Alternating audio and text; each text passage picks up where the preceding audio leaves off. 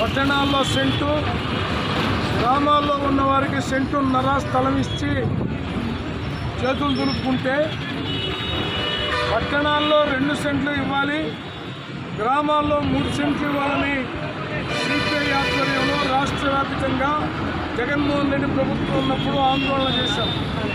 మా ఆందోళనతో పాటు మాతో పాటు మేము అధికారంలో కనుక వస్తే పట్టణాల్లో 2 సెంట్లు, గ్రామాల్లో 3 ఇస్తాం స్వయాన చంద్రబాబు, లోకేష్ బాబు ప్రకటనలు చేశారు. కానీ అధికారంలోకి వచ్చి 2 సంవత్సరాలు పైబడతా ఉంది. కానీ ఇప్పటి వరకు కూడా ఈ 2 సెంట్లు 3 సెంట్లు ఇవ్వాలనేటటువంటి వైపున ఈ ప్రభుత్వం లేకపోవడం పరమ దుర్మార్గం.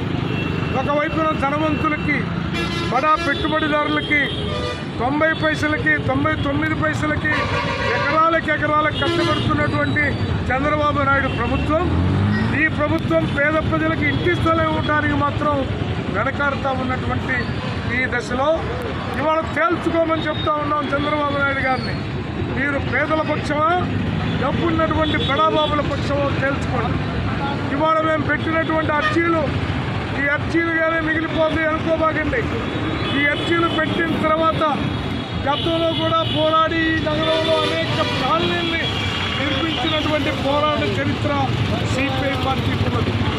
ఇవాళ అర్జీలు దాఖలు చేస్తాం, ప్రభుత్వం ఇస్తే తీసుకుంటాం, లేకపోతే ప్రభుత్వ భూములు ఎక్కడుంటే అక్కడ ఎర్ర జెండా పార్టీ పేద ప్రజలకు పంపిణీ చేస్తామని హెచ్చరిస్తా ఉన్నాం.